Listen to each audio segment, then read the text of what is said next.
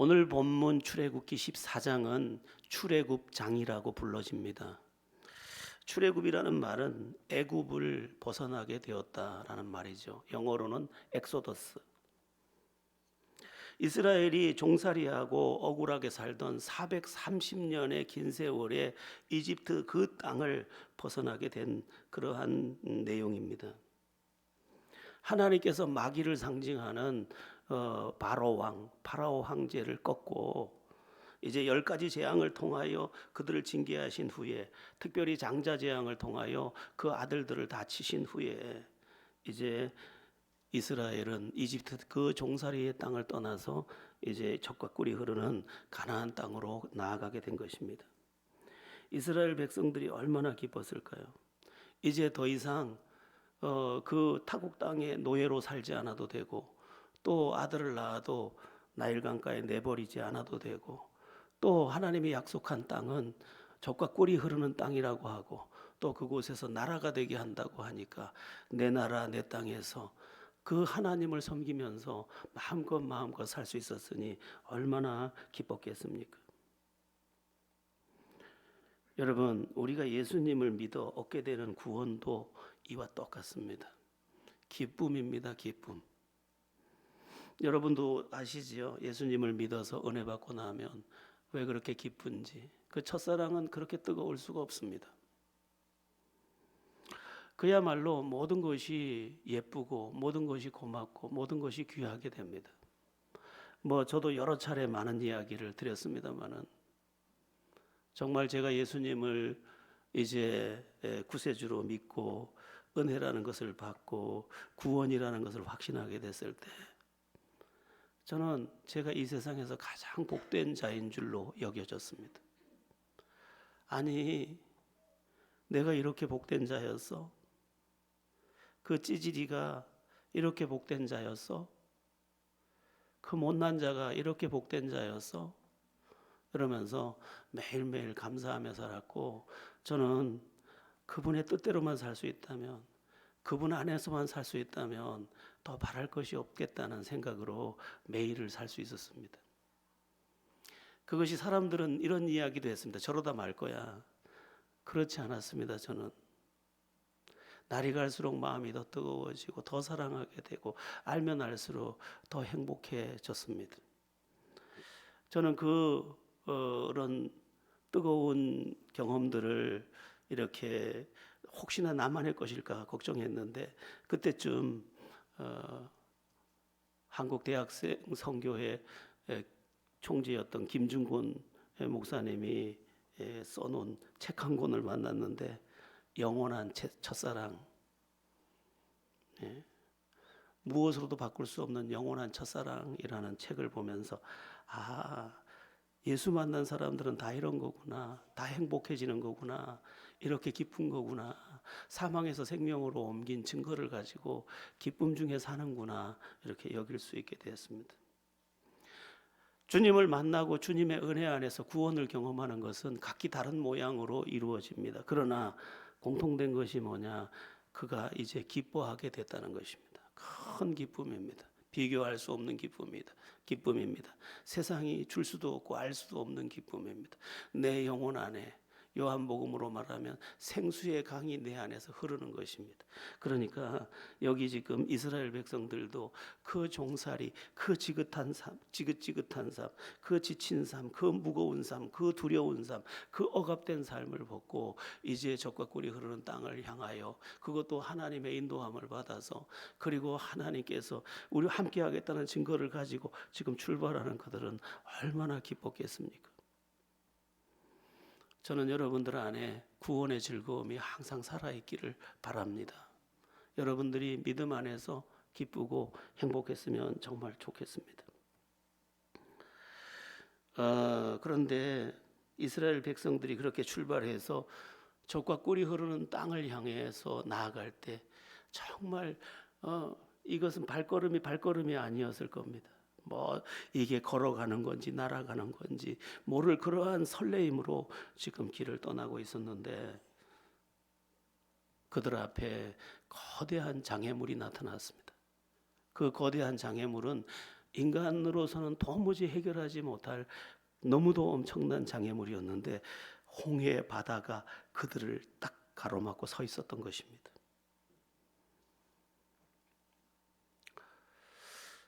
요즘 TV에도 홍해 이야기가 좀 후티 반군 때문에 이제 이란 그 사태 때문에 덜어 나오던데 그 홍해 바다 앞에 이제 마주서게 된 것입니다.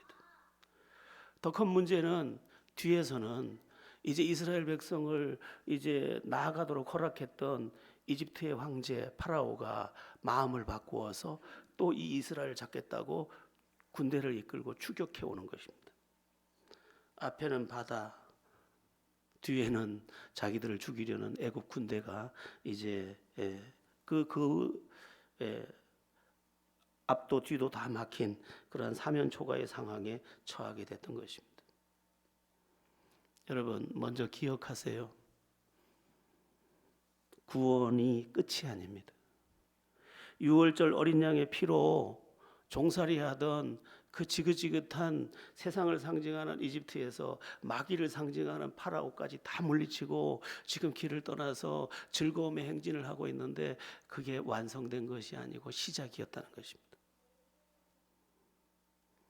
인생은 본디 그런 것입니다. 아무 문제가 없다고 할 그때에도 저편에서 문제는 시작되어 내게로 향하여 오고 있는 것이 인생인 것이죠. 믿음의 세계도 마찬가지입니다. 이 세상은 문제 속에 있는 것이기 때문에 어쩔 수가 없습니다. 예배당에 올라와서 보니까 냄새가 좀 나는데 싶어서 문을 활짝 열어놓고 양쪽에 있는 이 나무 두 그루를 보면서 이런 생각을 했습니다. 저건 잎사귀도 안 떨어지네. 하긴 한겨울에도 그대로일 걸. 왜? 살아있는 나무가 아니니까. 여러분 살아있는 나무는 벌레도 먹고 목도 말라하고 지치기도 하고 처지기도 할 건데 이 죽은 나무, 형체만 있는 이 나무에게는 아무 일도 없는 것입니다. 반대로 말하면 살아있다는 것은 문제가 함께 있다는 것이라고 이해해야 되는 것입니다. 나에게 문제가 있다, 나에게 어떤 장애물이 있다, 그건 내가 살아있기 때문입니다. 중요한 것은 반응입니다. 바다가 앞을 막고 뒤에서 군대가 쫓아올 때 이스라엘은 어떻게 반응했을까? 그 기뻐하던 사람들, 그 행복해서 걷는 게 아니고 날아가는 것 같았던 그 사람들은 어떻게 반응했을까? 오늘 본문 그 이전의 내용인데 우리 출애굽기 14장 11절과 12절을 한번 보겠습니다. 합독합니다. 그들이 또 모세에게 이르되 애굽에 매장지가 없어서 당신이 우리를 이끌어내어 이 광야에서 죽게 하느냐? 어찌하여 당신이 우리를 애굽에서 이끌어내어 우리에게 이같이 하느냐? 우리가 애굽에서 당신에게 이른 말이 이것이 아니냐? 이르기를 우리를 내버려 두라. 우리가 애굽 사람을 섬길 것이라 하지 아니하더냐? 애굽 사람을 섬기는 것이 광야에서 죽는 것보다 낫겠노라. 조금 전까지 세상에서 가장 행복했던 이스라엘이 이제 갑자기 모세를 원망하고 또 하나님의 능력으로 구원받은 그 노예살이의 삶에 대해서 그리로 돌아가서 다시 노예가 되는 것이 더 낫겠다고 말하고 있는 그런 장면입니다. 여러분, 이것이 또 인간입니다. 우리는 너무 쉽게 낙심합니다. 우리는 너무 쉽게 원망합니다. 우리는 너무 쉽게 오해합니다. 이게 인간입니다. 우리를 건지신 그것도 피, 이, 개, 파리, 가축, 독종, 우박, 메뚜기, 흑암, 장자 10가지 능력으로 구원해낸 그 하나님이 능히 책임지실 것인데 그 하나님을 다 몽땅 다 잊어버리고 지금 앞에 있는 바다와 뒤쫓아오는 군대만을 보고 차라리 여기서 죽는 것보다 그 이집트 땅에 도로 돌아가서 그들의 노예가 되는 게 낫겠다 이렇게 말하고 있다는 것입니다. 여러분, 우리가 반드시 이해하고 깨달아야 되는 게 뭐냐면 하나님은 시작만 하고 많은 분이 아니라는 것입니다. 그분이 시작했으면 그분이 완성하십니다. 이게 그분의 능력입니다. 자식을 낳아놓고도 참 힘없는 엄마, 힘없는 아빠지만 그 자식을 책임집니다. 정상적인 부모라면 어떻게든 자기 자식을 책임집니다. 능력이 없는데도. 그러면 전능하신 하나님께서 우리를 당신의 아들, 그 외아들 예수 그리스도를 피 흘려서 우리를 낳아서 당신의 자녀로 삼았는데, 영접하는 자고 그 이름을 믿는 자들에게는 하나님의 자녀가 되는 권세를 주셨으니 우리가 하나님 아버지의 자녀인데 그 자녀를 낳아놓기만 하고 그를 내팽개치고 그를 외면하고 너는 나에게 쓸데없다고, 나는 너와 상관이 없다고 버릴 수가 있겠느냐는 것입니다. 그럴 수 없습니다. 하나님을 아버지라고 부르게 하는 것은 단지 호칭이 아니라 그분이 진정 나의 아버지가 되어 있는 것을 우리는 알아야 합니다. 그분이 아버지시기 때문에 우리를 낳은 것이고, 그분이 아버지시기 때문에 먹이는 것이고, 그분이 아버지시기 때문에 영원히 우리의 손을 놓지 않는 것입니다. 마치 하나님이 내 손을 놓은 것 같아 보이는 때는 물론 있습니다. 요셉도 그랬을 겁니다. 자기가 노예로 팔려갈 때 하나님이 내 손을 놓았구나.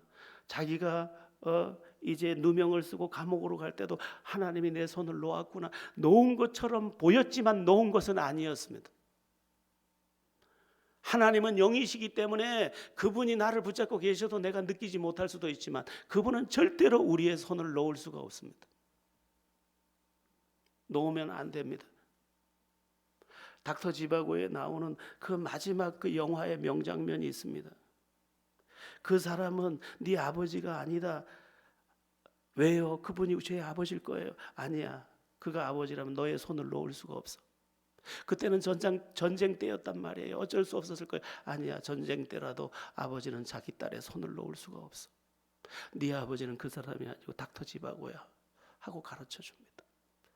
여러분, 사람도 전쟁통에도 자식의 손을 놓을 수 없는데 하나님께서 어떻게 사랑하는 나의 손을 놓겠습니까? 놓을 수가 없습니다.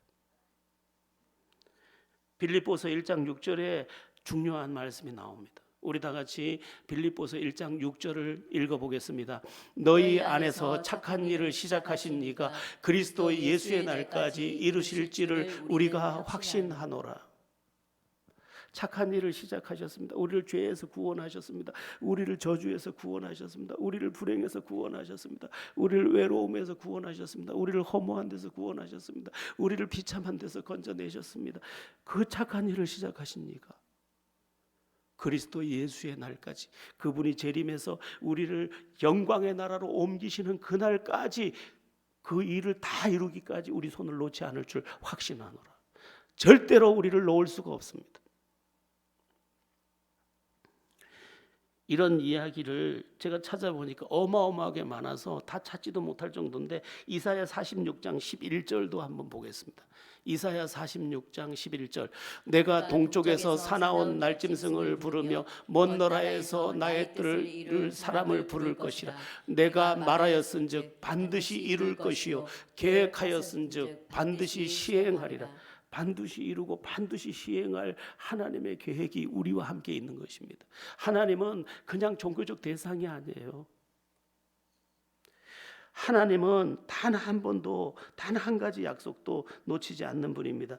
여호수아서 21장 45절도 한번 보겠습니다. 여호수아 21장 24절 아얄론과 그 목초지와 가드림몬과 그 목초지. 여호수아 21장 45절인데 잘못 제가 적어줬나 봐요.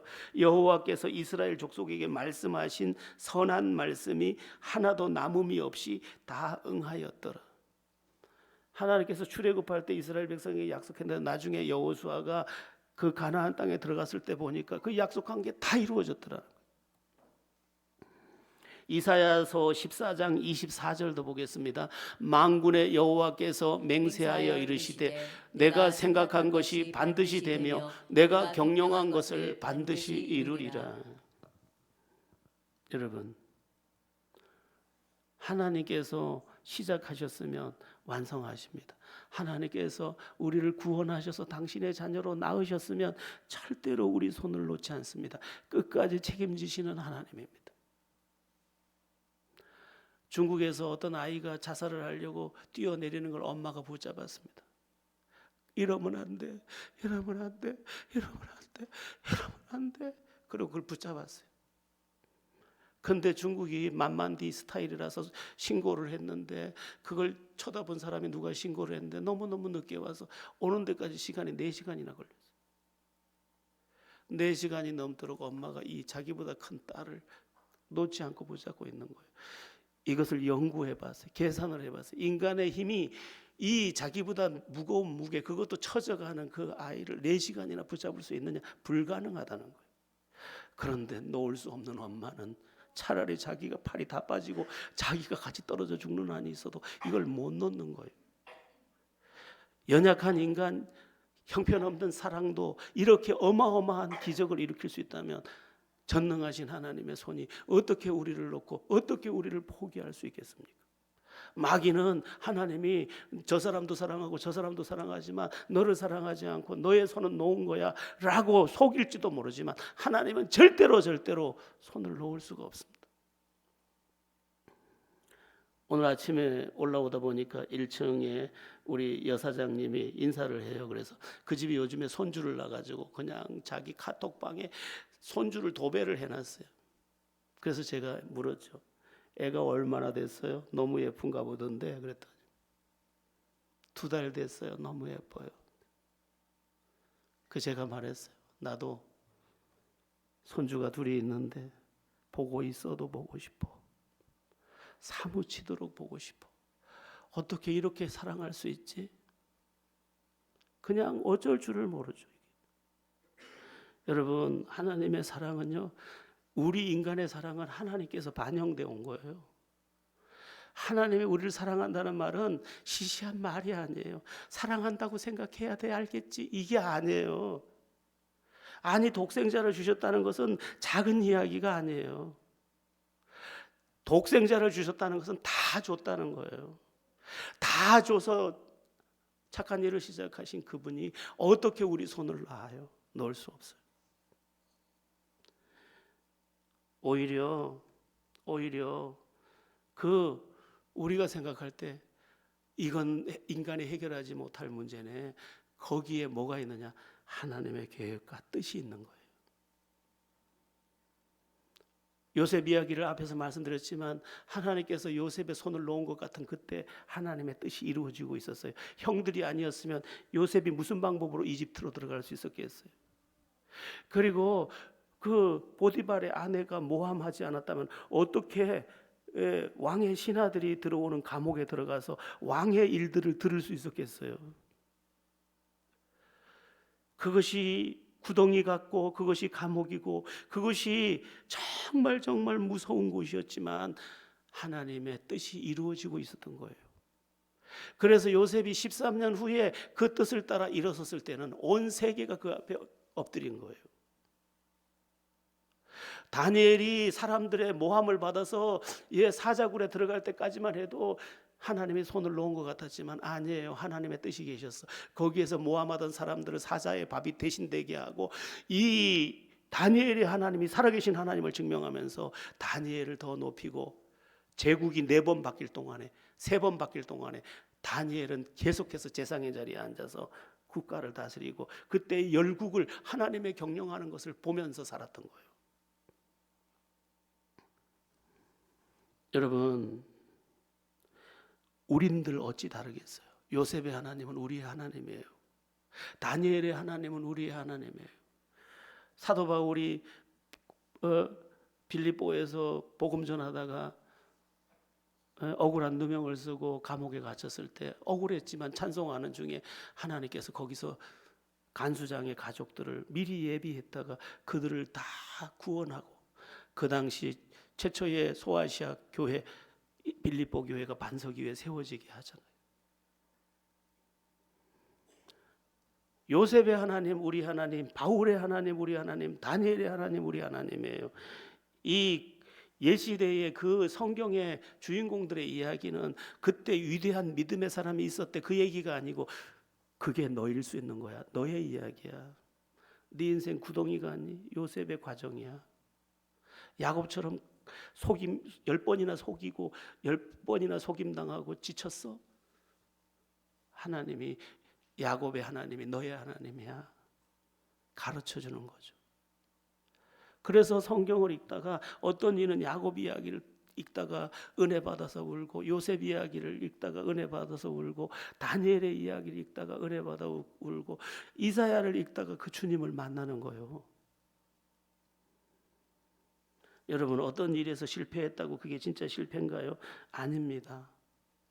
하나님 안에 있는 한 하나님은 하나님을 사랑하는 자고 그 뜻대로 부르심을 입은 자들에게는 모든 것을 합력해서 선을 이루시기 때문에 하나님의 그 계획들이 지금 이루어지고 있는 것이죠.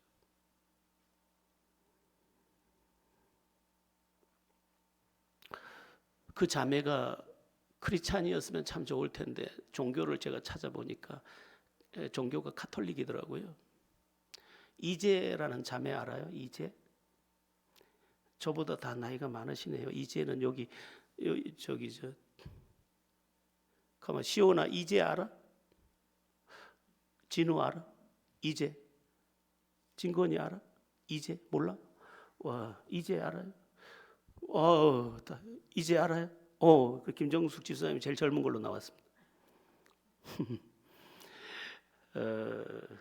누구냐면 캐대헌, K-팝 데몬 헌터스, 그 골든이라는 곡을 써가지고 이제 세계를 뒤집은 여자죠.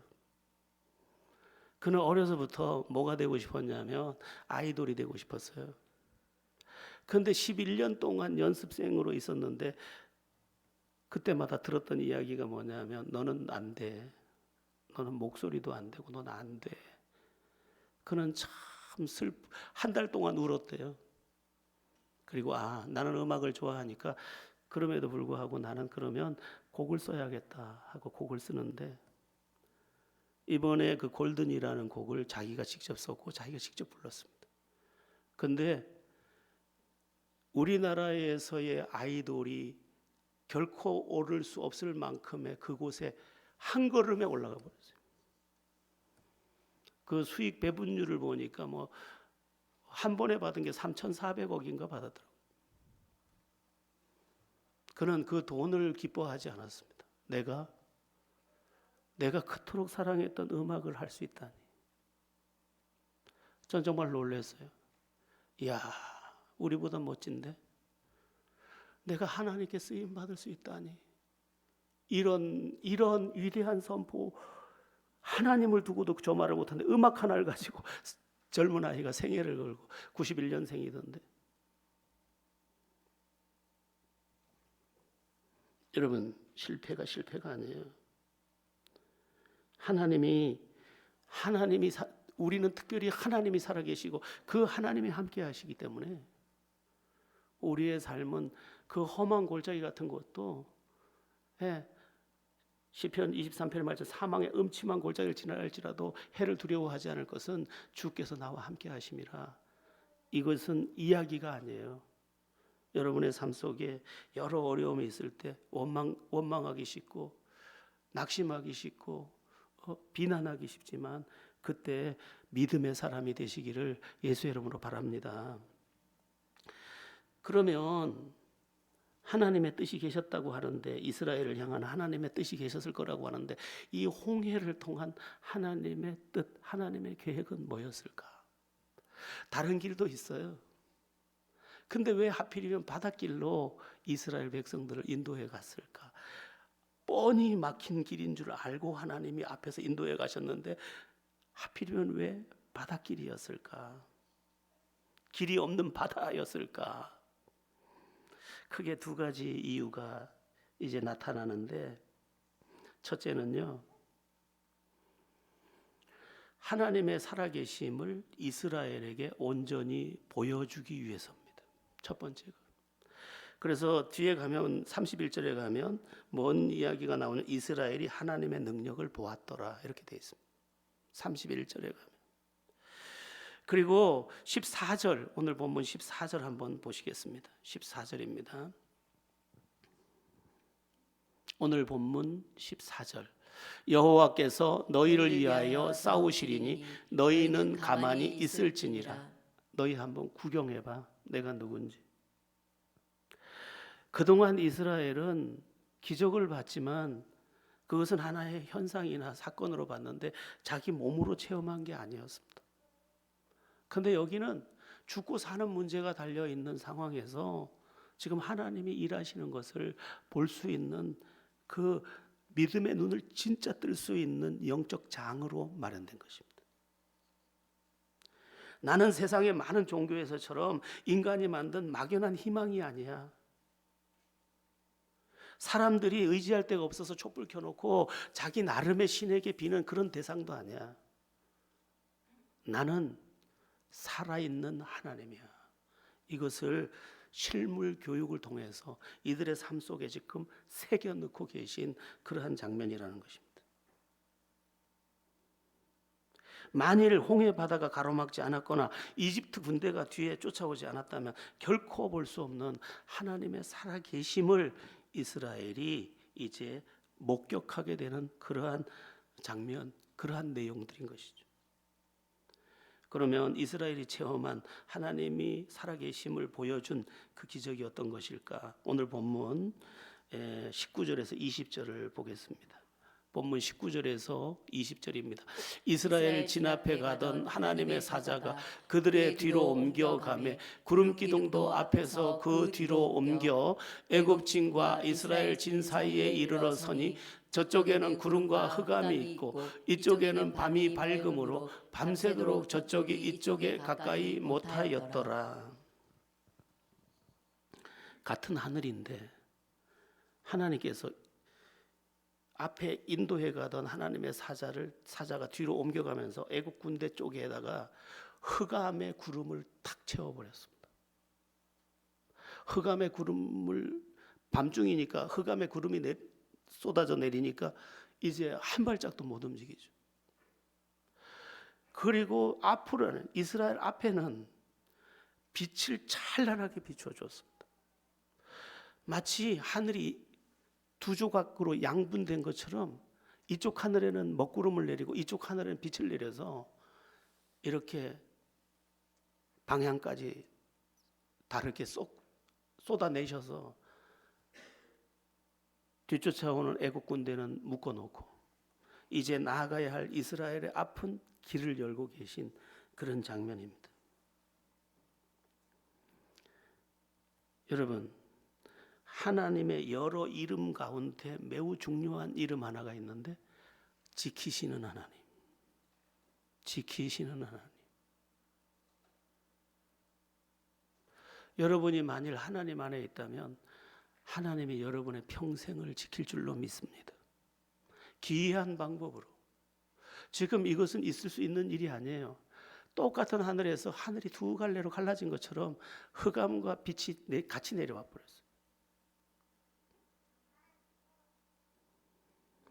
근데 하나님의 지켜주심이 그 범위가 어디에서 어디까지냐? 전인적입니다. 우리의 모든 영역입니다. 인간의 가장 중요한 부분, 마음부터 지켜줍니다. 마음부터. 예수 안에 있으면서 가장 감사한 거, 마음을 지켜주시는 거예요. 이거 낙심할 만한데 낙심이 안 돼. 포기할 만한데 포기가 안 돼. 물러설 만한데 물러서지지가 않아. 같이 싸울 만한데 싸워지지가 않아.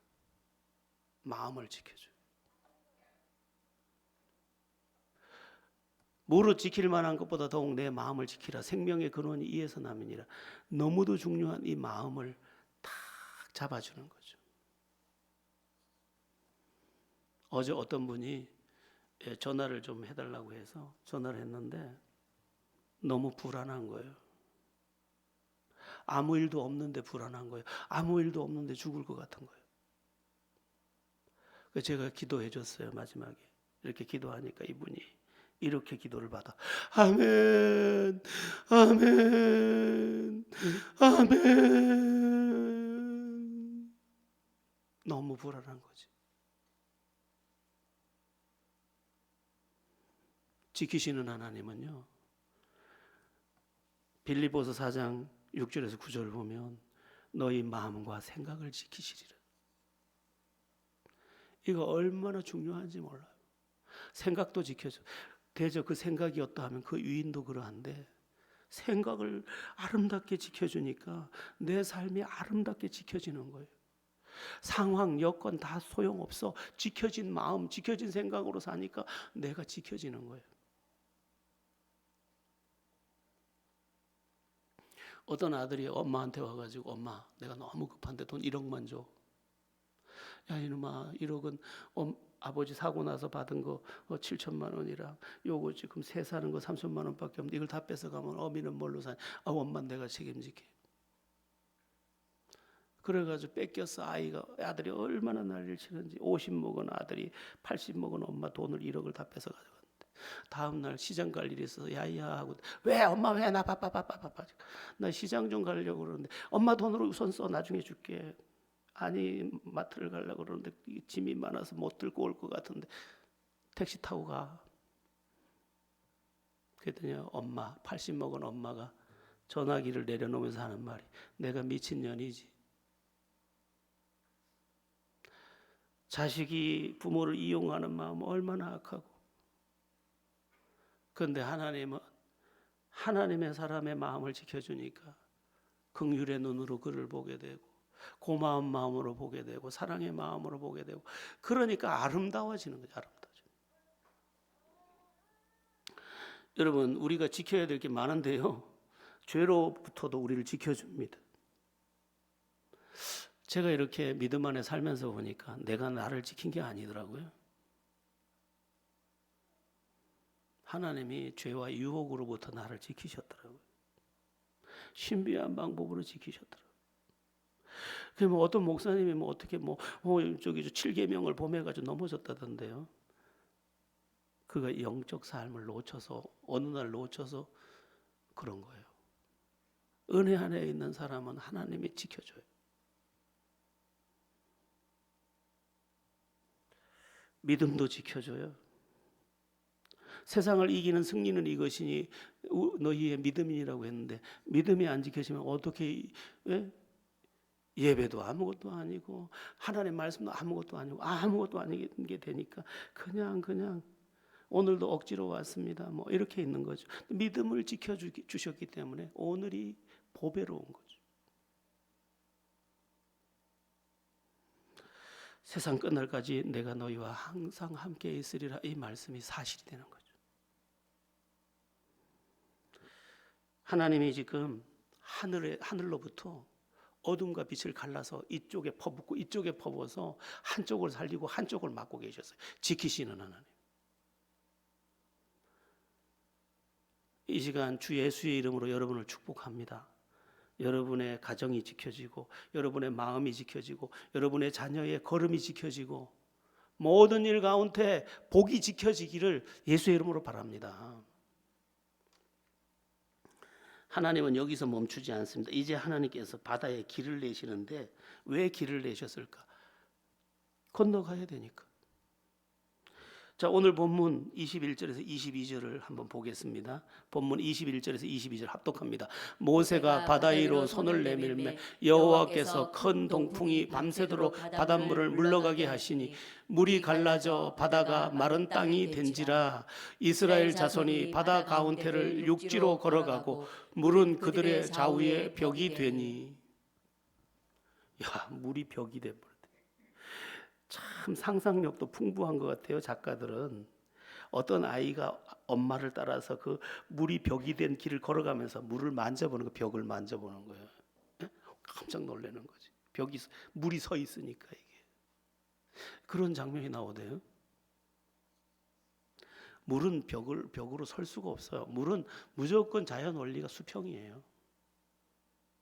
그런데 하나님께서 동풍을 강력하게 불게 해줘서 양쪽을 갈라버렸어요. 그리고 양쪽 물을 벽을 세워버렸어요. 그런데 이 동풍이라는 이 바람이 신비한 바람. 여러분, 홍해 바다를 왜 홍해라고 부르는지 압니까? 물이 붉은색이기 때문에 홍해라 그러는 거예요. 지금도 홍해라고 부르잖아요. 물이 붉어서 홍해예요. 붉은 홍자를 써서. 그 왜 붉을까? 그 바닥이 진흙이기 때문에. 그래서 출렁이는 바다가 살랑살랑 물결을 올리면 바다가 붉은색으로 보이는 거예요. 그러니까 이스라엘 백성들이 지금 하나님이 갈라 놓으신 그 바닷길을 걸어갈 때 그냥 들어가면 큰일이 나는 거예요. 왜? 진흙에 발이 빠져서 못 나와. 그러니까 하나님이 동풍으로 드라이를 해버린 거예요. 그러면 진흙이 뭐가 되느냐? 포장도로가 되는 거죠. 그래서 그 형편없는 샌들을 신고도 아무도 발이 빠지지 않도록 그렇게 길을 내주신 거죠. 춘천에 있는 소양강 댐을 진흙으로 세운 겁니다. 그게 굳었을 때 모든 것보다 강합니다. 여러분, 하나님이 하시면 무엇이든 능치 못함이 없는 줄 믿으시기 바랍니다. 그러니까 이스라엘 백성들은 지금 하나님의 능력의 손 한가운데를 관통하고 있는 거예요. 하나님이 그 발이 빠지지 않도록까지 허락하신 그 은혜의 길을 지금 자기 발로 스텝 바이 스텝 걸어가고 있는 거죠. 기적을 밟고 건너고 있는 거죠. 그래서 이스라엘 사람들은 이후에 이 바다의 길을 내서 건너게 하신 부분을 많이 인용해서 기도에 썼습니다. 바다의 길을 내신 하나님, 이스라엘 가운데 길이 되옵소서 하거나 여러 가지 기도문으로 이 장면을 사용합니다. 여러분, 살아보니까요, 믿음 안에 살아보니까 죽을 것 같은데 살 길 주시고 죽을 것 가운데 피할 길 주시고 답이 없을 때 하나님이 직접 답이 돼 주셔요. 우리가 이제 나중에 출애굽기 16장에 가면 양식을, 광야에 양식이 없으니까 하늘에서 직접 양식을 내려버려요. 만나와 메추라기.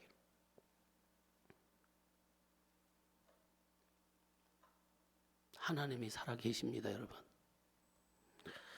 특별히 하나님께서 이스라엘을 위해서 싸우시는 장면이 나오는데 제가 이 부분이 너무 길어서 제가 23절까지만 오늘 본문으로 넣어놨습니다.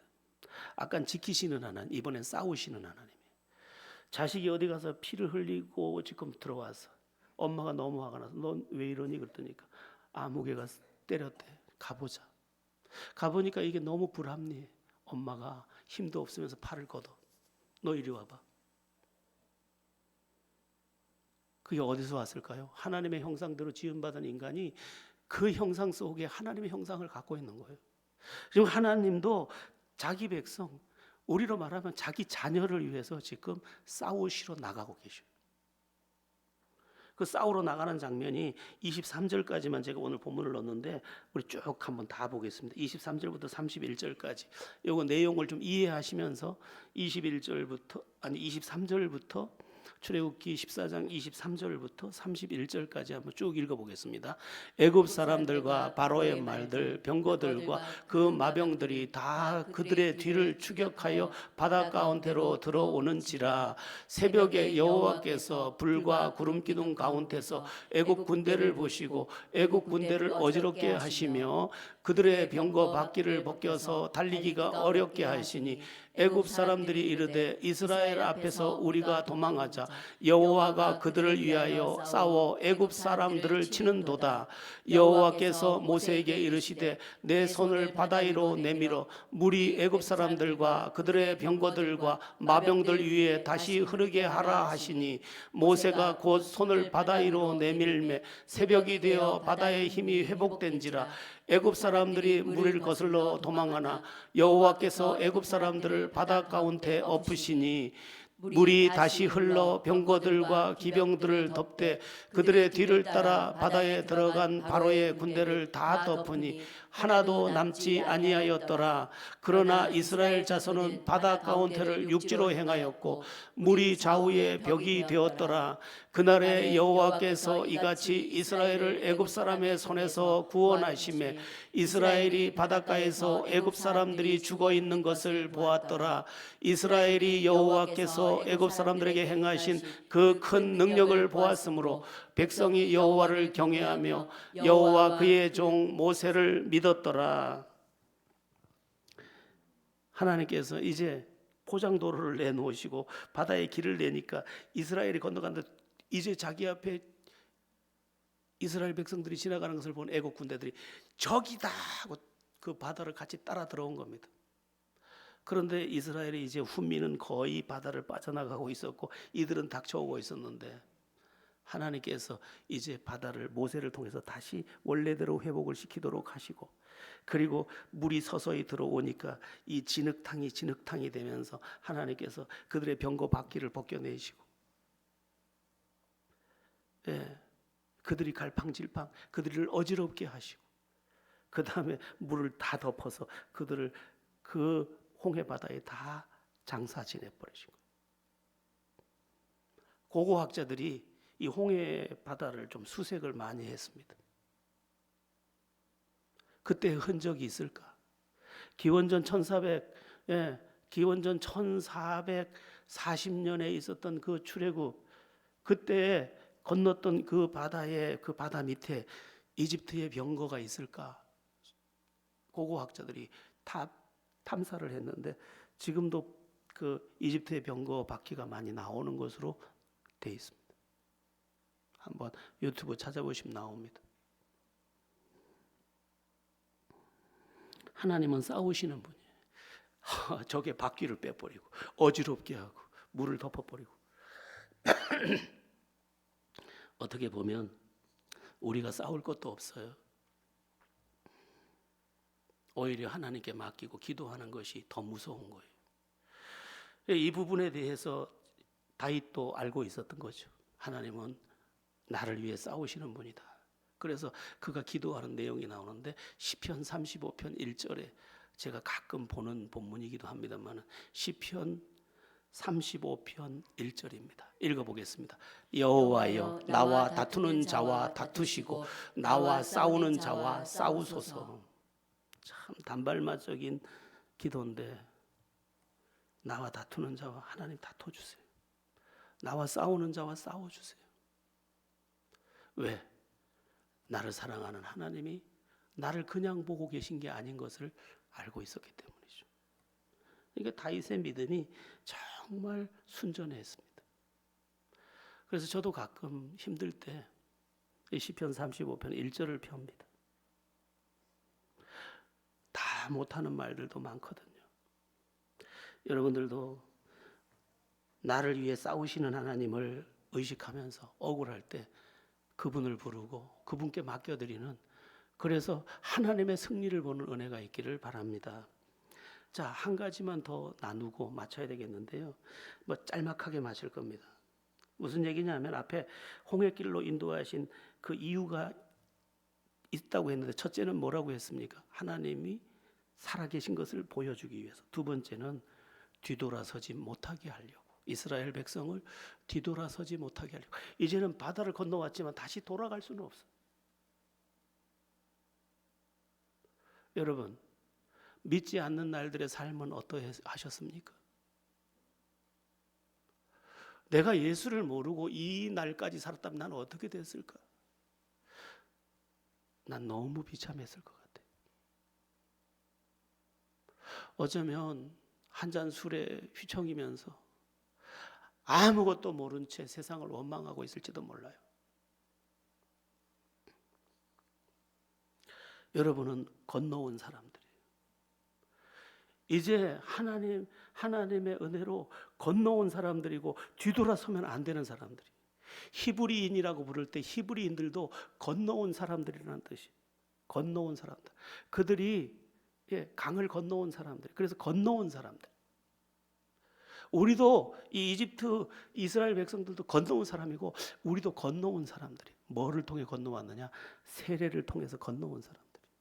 근데 이 이스라엘 백성들이 지금 홍해 바다를 건넌 것에 대해서 세례를 받았다 이렇게 표현하는 부분이 있는데 고린도전서 10장 1절에서 2절입니다.